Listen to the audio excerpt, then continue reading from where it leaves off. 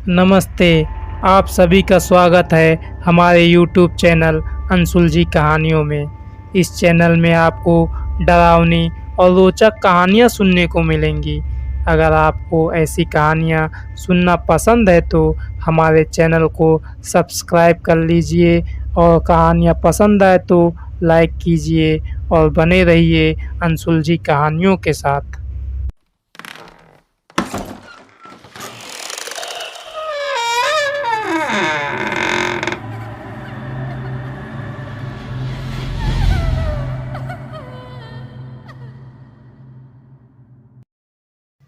मैं इस दुनिया का सबसे अमीर आदमी बोल रहा हूँ। लोग मुझे रवि कश्यप के नाम से जानते हैं। वैसे तो मैं इंडिया का हूँ, लेकिन अमेरिका में रहता हूँ। मैं अपने पापा की छोटी सी कंपनी को आज दुनिया की नंबर 1 कंपनियों में से एक बना दिया है।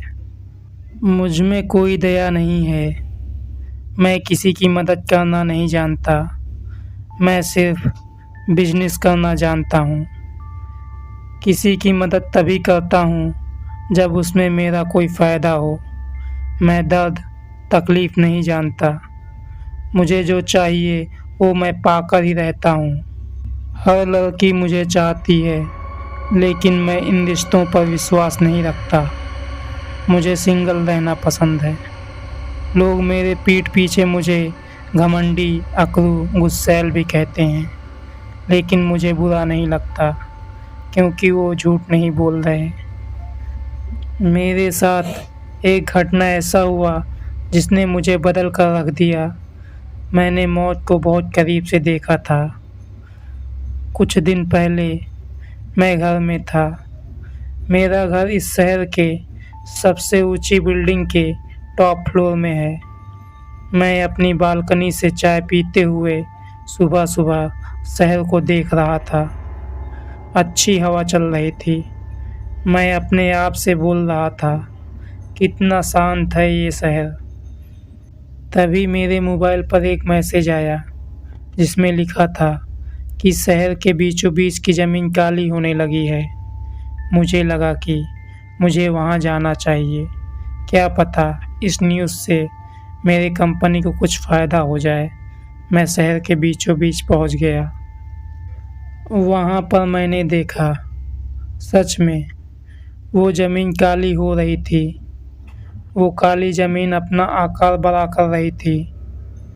वो काली ज़मीन बढ़ते बढ़ते अपने केंद्र से 50 मीटर तक फैल गई थी। बहुत से लोग वो काली ज़मीन देखने के लिए वहाँ आए थे। अचानक उस काली ज़मीन में विस्फोट हुआ। उस काली ज़मीन पे जो कुछ भी था वो सब कुछ जलने लगा। चारों तरफ अफरा तफरी मच गई। सभी इधर उधर भागने लगे। तभी मेरी नज़र उस काली ज़मीन पर गई। वो ज़मीन फटने लगी। उस ज़मीन से दरिंदे बाहर निकलने लगे।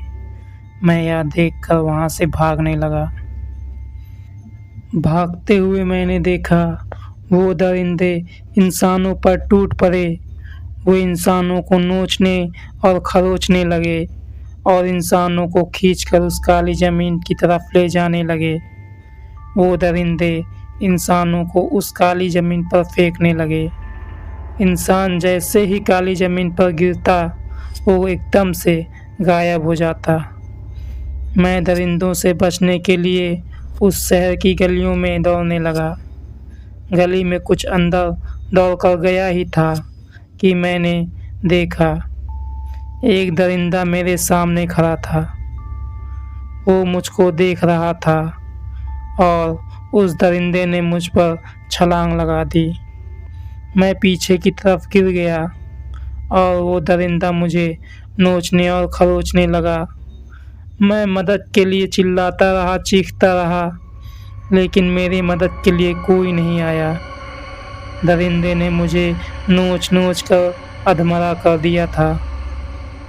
मेरी सांसें रुकने सी लगी थी। मेरे अंदर इतनी ताकत भी नहीं बची कि मैं अपने शरीर को हिला पाऊँ। मैं सिर्फ देख और सुन सकता था। मैं अपनी मौत को आते देख रहा था। वो दरिंदा मुझे पैरों से पकड़कर खींचते हुए उस काली ज़मीन की तरफ ले जा रहा था। तभी एक दूसरे दरिंदे ने उस दरिंदे से कहा, रुको, इसे कहाँ ले जा रहे हो? नियम बदल चुके हैं। तुमने नियमों को ध्यान से नहीं सुना। पहले 100% था, अब 50% है, और अभी इस इंसान का 89% हुआ है। इसका अभी 1% बाकी है। इसे जाने दो। फिर वो दरिंदा मुझे वहीं छोड़कर चला गया। कुछ देर बाद सब कुछ शांत सा हो गया। हमारी मदद के लिए सरकार ने एम्बुलेंस भेजी थी। वो एम्बुलेंस हमें हॉस्पिटल ले गई। मैं 1 हफ्ते में ठीक होकर घर चला आया। घर में कुछ देर आराम करके टीवी पर न्यूज़ देखने लगा। टीवी पर बता रहे थे कि पिछले हफ्ते हुए हमलों में शहर के आधा से ज़्यादा लोग गायब हो गए। फिर ब्रेकिंग न्यूज़ आने लगी। हमारे शहर से 500 किलोमीटर की दूरी पर दूसरे शहर में ज़मीन के नीचे कुछ हलचल देखने को मिली है। मैंने टीवी बंद कर दिया। 2 घंटे बाद मेरे मोबाइल पर एक वीडियो आया जिसमें उसी प्रकार दूसरे शहर में उन दरिंदों के हमलों के बारे में बताया गया था कि पहले ज़मीन काली होने लगी, उस काली ज़मीन से दरिंदे निकले और फिर उस शहर के आधे से ज़्यादा लोग गायब हो गए। जब वो सारे दरिंदे वापस उस काली ज़मीन में समा जाते तो वो सारी ज़मीन पहले के जैसे हो जाती। ये उन दरिंदों का इंसानों पर दूसरा हमला था। मैंने लोगों को मजबूर और लाचार देखा था। मैंने उनके दर्द को महसूस किया था क्योंकि मैं भी इन हालातों से गुजर चुका था। उस दिन पहली बार मेरी आँखों में आंसू आए थे। फिर मैंने एक फ़ैसला किया। मैंने अपनी आधी संपत्ति दान में दे दिया ताकि उन लोगों की मदद हो पाए। पहली बार मैंने अपना फ़ायदा ना देखते हुए कुछ किया था। फिर मैंने अपने दोस्त को फ़ोन किया। वो आर्मी में कैप्टन था और मैंने उससे कहा, न्यूज़ सुनी तुमने? उसने कहा, हाँ। तुमने अपनी आधी संपत्ति दान में दे दी। मैंने कहा, ये नहीं, उन दरिंदों के हमले का न्यूज़। कैप्टन ने कहा, हाँ सुनी। हमें सरकार से आदेश मिला है उन दरिंदों को मारने का। इस बार वो दरिंदे आएंगे लेकिन बचकर नहीं जाएंगे। मैंने कहा, मुझे भी उन दरिंदों को मारना है। मैं भी तुम्हारे साथ उन दरिंदों को मारने के लिए जाना चाहता हूँ। कैप्टन ने मना कर दिया, लेकिन मैंने जैसे तैसे उसे मना ही लिया था। अब वो मान गया था। मैं उसके पास चला गया। उसने मुझे 1 हफ्ते बंदूक चलाना और ऐसे हालातों से निपटने की ट्रेनिंग दी और मुझे एक टेम्परेरी आर्मी कार्ड बना कर दिया। चारों तरफ एक ही न्यूज़ चल रहा था, अब रवि कश्यप उन दरिंदों का सामना करेंगे। वो न्यूज़ वाले बहुत बढ़ा चढ़ा कर ये सब बता रहे थे। फिर हमें एक मैसेज आया, किसी और शहर में ज़मीन के नीचे कुछ हलचल देखने को मिली है। कैप्टन को सरकार से आदेश मिला कि वो दरिंदे उसी शहर पर हमला करने वाले हैं। हमारी पूरी आर्मी तैयार थी उन दरिंदों को मारने के लिए। हम लोगों ने वो पूरा शहर खाली कराया। वो पूरा शहर हम लोगों ने बड़े बड़े हथियारों और बंदूकों के साथ घेर लिया था। अब हम उन दरिंदों का इंतज़ार कर रहे थे कि कब वो दरिंदे निकलें और हम उन्हें मौत की घाट उतार दें। कुछ देर बाद उस शहर के बीचों बीच की ज़मीन काली होने लगी। एक विस्फोट के साथ उस काली ज़मीन के ऊपर की सभी चीज़ें जलने लगी। फिर वो दरिंदे काली ज़मीन को चीरते हुए बाहर निकले। कैप्टन ने हमले का आदेश दिया। फिर उन दरिंदों पर गोलियों की बारिश कर दी गई। चारों तरफ से उन दरिंदों पर गोलियां चलाई जा रही थी। वो दरिंदे उन गोलियों से परेशान तो हो रहे थे, लेकिन उन्हें कुछ हो नहीं रहा था। वो दरिंदे हमारी सोच से काफ़ी तेज थे। उनमें से कुछ दरिंदे हमारी एक टुकड़ी में घुस गई और उस टुकड़ी के सारे हथियारों को खराब कर दिया।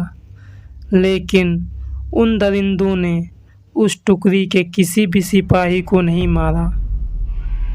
उन दरिंदों ने उस काली ज़मीन को घेर रखा था।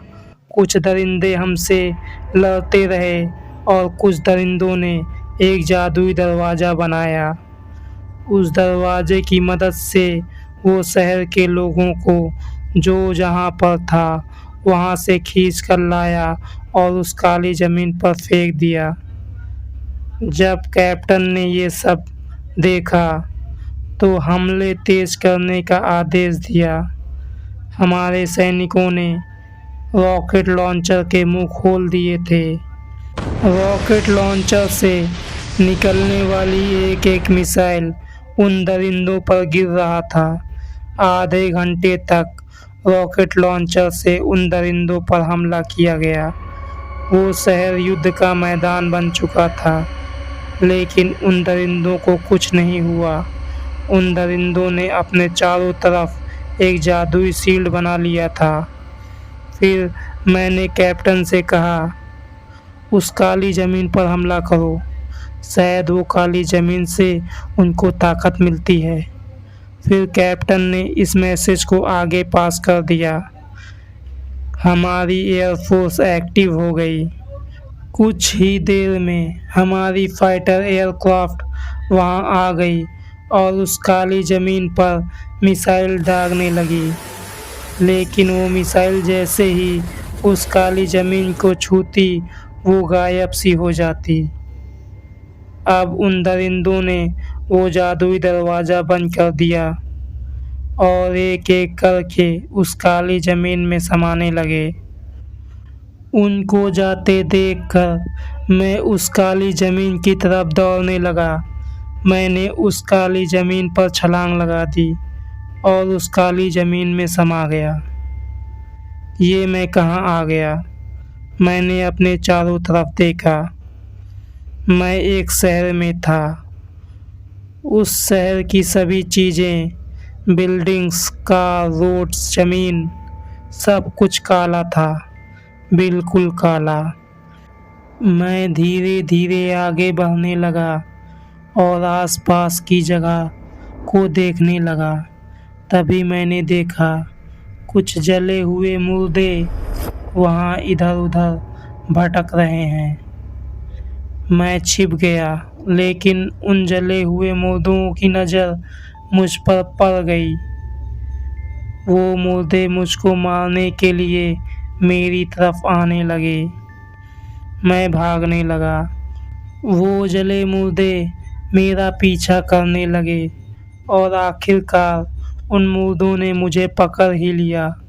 वो जले हुए मुर्दे मुझको मारने के लिए मुझ पर टूट पड़े। तभी एक दरिंदा वहाँ आ गया और एक एक करके उन जले हुए मुर्दों को मुझसे दूर फेंक दिया। मैंने उस दरिंदे को पहचान लिया था।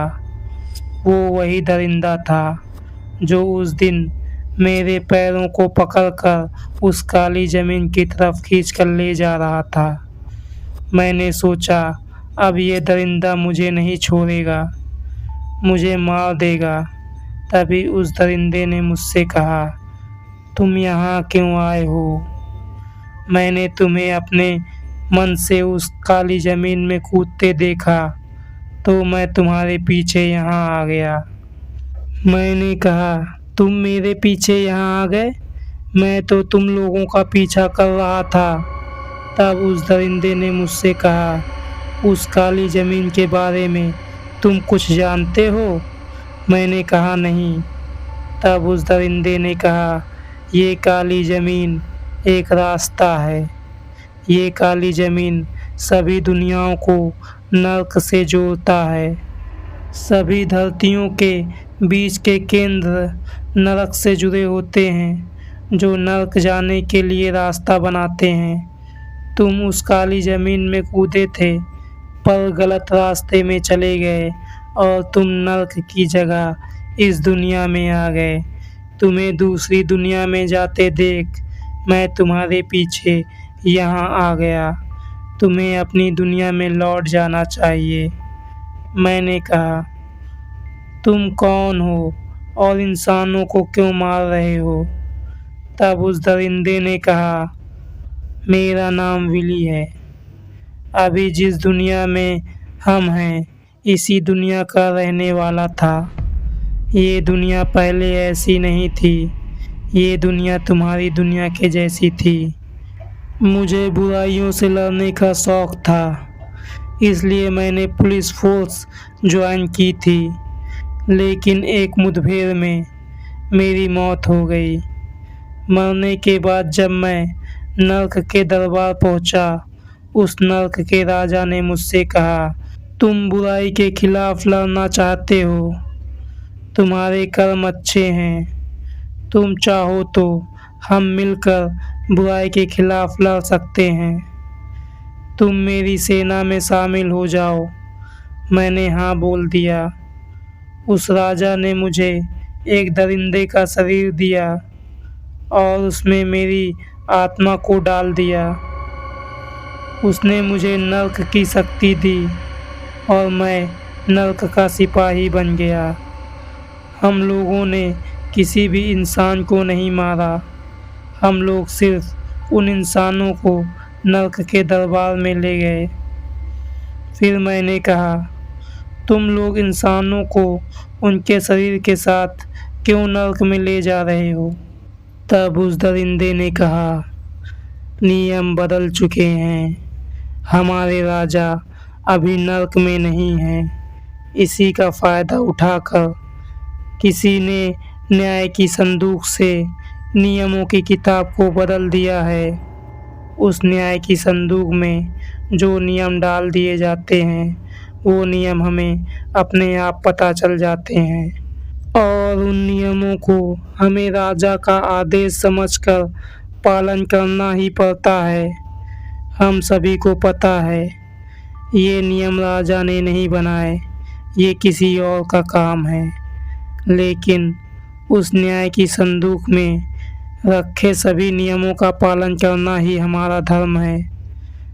बदले हुए नियमों की वजह से अभी तक 9 दुनिया तबाह हो चुकी है। वो दुनिया पूरी तरीके से काली हो चुकी है। कोई जिंदा नहीं बचा है। सभी जले हुए मुर्दे बन चुके हैं। कुछ दिनों में तुम्हारी दुनिया भी ऐसी हो जाएगी। फिर मैंने कहा, नया नियम? नया नियम क्या है? तब उस दरिंदे ने कहा, इंसानों की पाप करने की सीमा को घटाकर आधा कर दिया गया है और इंसानों की छोटी छोटी गलतियों को भी पापों की श्रृंखला में डाल दिया गया है, जिससे इंसानों की पाप करने की संख्या बढ़ गई है और इंसानों की पापों की सीमा घटा देने की वजह से उन इंसानों को जल्द ही नर्क की आग में जलना पड़ता है। उन्हें नर्क की सज़ा मिलती है और उन नियमों में इंसानों को सात शरीर नर्क में लाने की बात लिखी है। तब मैंने कहा, उस न्याय की संदूक से वो नियमों की किताब को बदल क्यों नहीं देते? तब उस दरिंदे ने कहा, नहीं, हम नहीं बदल सकते। ये नर्क के नियमों के खिलाफ है। लेकिन हाँ, अगर कोई और बदल दे तो सब कुछ सही हो सकता है। तब अचानक उस दरिंदे के मुंह से मैंने अपना नाम सुना, रवि कश्यप। तुम क्यों नहीं बदल देते न्याय की संदूक से उस नियमों की किताब को? उस दरिंदे को मेरा नाम कैसे पता? न्याय की संदूक से नियमों की किताब को किसने बदला?